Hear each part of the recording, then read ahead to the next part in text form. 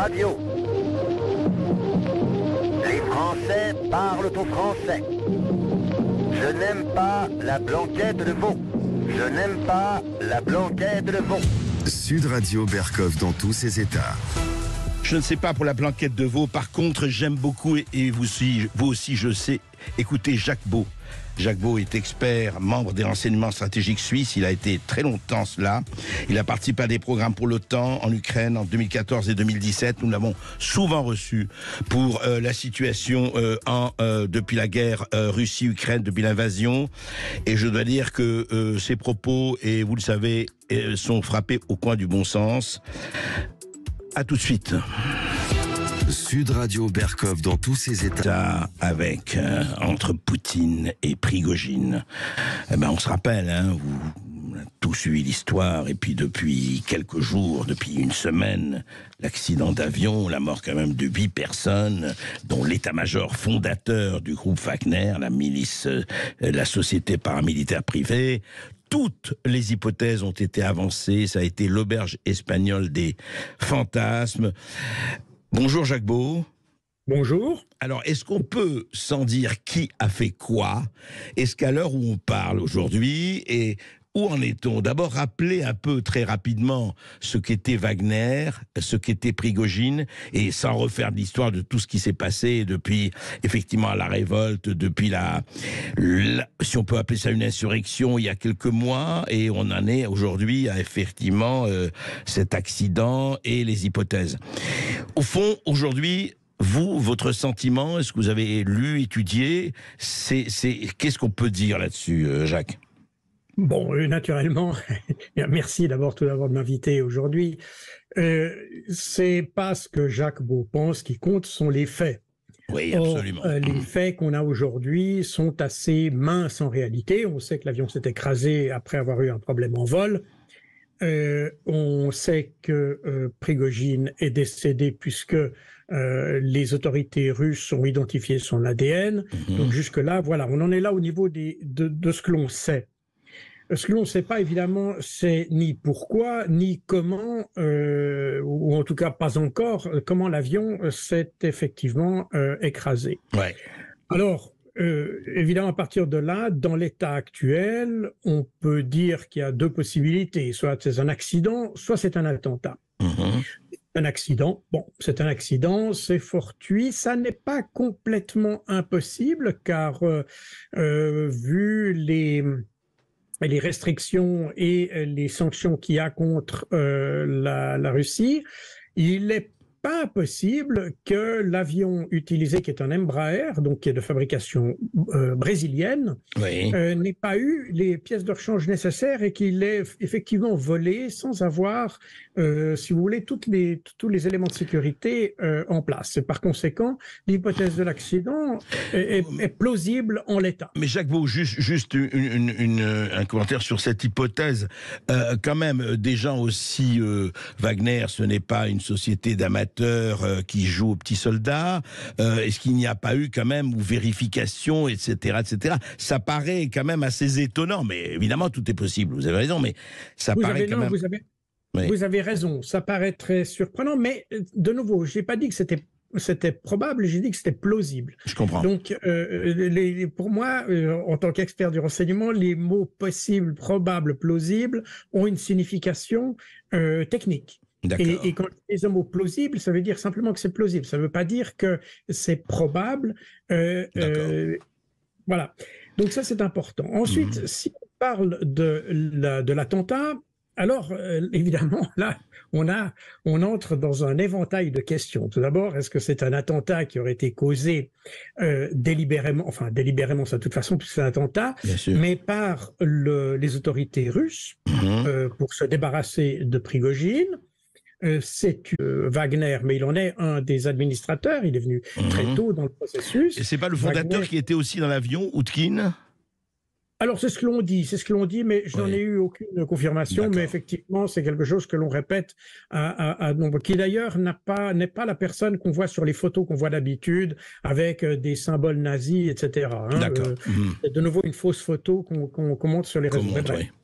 Donc, oui, vous dites juste un mot par rapport à Poutine, et effectivement, il n'a jamais, vous avez raison, attaqué Poutine frontalement, enfin, même oralement, mais est-ce qu'il n'y a pas deux choses juste, enfin, on fait des hypothèses, là, et vous avez raison, ce n'est que des hypothèses, mais est-ce qu'il n'y a pas eu quand même, à ce moment-là, comment dirais-je, une espèce de des armées, vous savez, des extrémistes, des gens qui sont encore plus durs que Poutine et qui dit attendez, c'est pas possible, parce que il y a eu quand même un hélicoptère ou deux hélicoptères russes attaqués, et il y a eu des militaires russes qui sont morts. Oui. Corrigez-moi si je me trompe. Ce qu'on a dit, mais de nouveau, là, il y a eu plusieurs interprétations différentes de ces appareils. Il pourrait même que, et se pourrait même que c'était une erreur de la défense antiaérienne russe elle-même. Donc, je ne sais pas. De nouveau, on est dans le domaine des hypothèses. Ça n'est pas impossible, mais ça me semble pas très vraisemblable. L'idée du règlement de compte au sein des forces armées, ou même au sein de Wagner d'ailleurs, me semble quand même un petit peu... me semble un peu... Il y aurait eu d'autres moyens pour le faire, si vous voulez. Oui, peut-être pas sur le territoire russe en plus. Il s'était agi simplement d'un règlement de compte. Oui. Je rappelle que Prigojine, d'ailleurs, il a expliqué par la suite ce que j'avais expliqué sur cette antenne même, que sa démarche, cette rébellion qu'il avait faite, cette mutinerie, n'avait pas pour but de renverser le gouvernement, mais de manifester son mécontentement par rapport au démembrement de la branche armée de Wagner. Vous aviez même parlé, Jacques Beau, de démarche presque syndicaliste, j'allais dire. Voilà, c'est ça. On est presque dans quelque chose comme ça. Alors évidemment, avec une dimension quand même un peu différente. Bien sûr. Et une portée politique évidemment très différente. Mais on est dans ce registre-là et non pas dans un mode de rébellion et de renversement du gouvernement, ce qui n'a jamais eu lieu. C'est même pas dans la tête de Prigojine. D'ailleurs, il a eu une entrevue avec Vladimir Poutine. Tout à fait. Et il semble qu'il soit tombé d'accord sur un certain nombre de choses. Donc, il n'y avait pas a priori de contentieux qui nécessite d'éliminer un avion et 8 occupants pour se débarrasser simplement de Prigojine. D'autre part, je vous rappelle que Prigojine a été, dans les jours qui ont précédé cet incident qui était en Afrique, et si vraiment il avait fallu l'éliminer, je pense qu'on aurait facilement pu l'éliminer en Afrique. Avec un sniper bien payé, et on aurait vu le problème se serait réglé de manière beaucoup plus discrète, beaucoup moins spectaculaire, et avec beaucoup moins de questions. Alors, qu'est-ce qui reste, Jacques Beau? Parce qu'il faut examiner le reste. Voilà, alors il reste quelques hypothèses. Alors, il y en a qui sont... Comme j'ai dit tout à l'heure, les règlements de compte, tout ça, je n'y crois pas beaucoup. En revanche, ce qui semble se préciser, c'est l'action d'un service spécial étranger. Et là, évidemment, viennent tout de suite à l'esprit les services ukrainiens, puisque je vous rappelle que Kirilo Boudanov, qui est donc le chef du service de renseignement militaire, ou qui était, parce qu'on ne sait pas exactement s'il est encore vivant ou mort. Les Ukrainiens prétendent qu'il est vivant, et c'est possible d'ailleurs. Mais bref, on ne l'a pas vu physiquement, si vous voulez. Mais toujours est-il que avant de disparaître, et c'est d'ailleurs la raison pour laquelle les Russes ont probablement essayé de le faire disparaître, il a avoué que les services ukrainiens étaient à l'origine de l'élimination. Vous savez qu'on a eu, depuis l'année passée, on a toute une série d'oligarques, de milliardaires russes qui apparaissent en Espagne, un peu partout, qui sont défenestrés. Enfin bref, on a un peu tous les scénarios.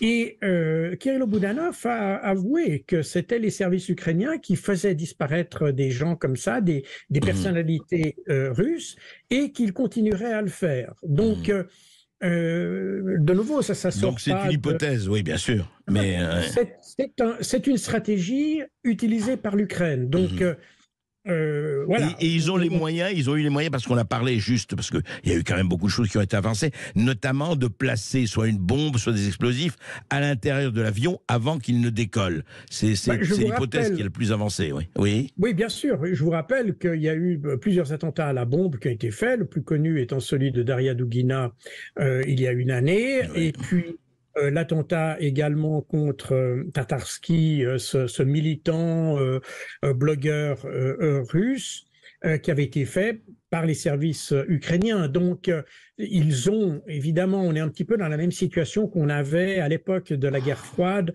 entre l'Allemagne de l'Est et l'Allemagne de l'Ouest, qui avait évidemment tellement de similitudes linguistiques, etc., qu'il était très facile d'infiltrer de part et d'autre des espions et des agents. Et on est dans cette même situation aujourd'hui avec la Russie et l'Ukraine. Et d'ailleurs, on voit que les attentats qui sont commis avec des drones, qui sont des drones de petite portée. D'ailleurs, il y a certains qui ont des longues portées, mais d'autres que des petites portées, ce qui signifie que ce sont des agents implantés en Russie qui activent ces choses-là. Donc, il n'est pas du tout impensable d'imaginer que des agents ukrainiens aient pu s'infiltrer jusque sur un aérodrome pour plastiquer ou saboter l'avion de Prigojine. D'autant plus que c'est un avion privé, donc il est relativement identifiable par rapport à d'autres. Donc, voilà. Donc ceci n'est pas du tout impensable.